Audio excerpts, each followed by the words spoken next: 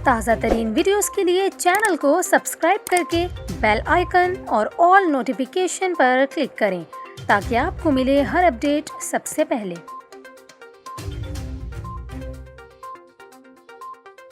और यहाँ पर आपको ख़बर दें, आलमी मार्केट में तेल की कीमत में कमी से मुल्क में पेट्रोल की कीमत में 10 रुपये फ़ी लीटर तक कमी का इम्कान ज़ाहिर किया जा रहा है। पेट्रोलियम डिवीज़न के ज़राए के मुताबिक पेट्रोल की कीमत में 10 रुपये जबकि डीज़ल की कीमत में 25 रुपये फ़ी लीटर तक कमी की जा सकती है।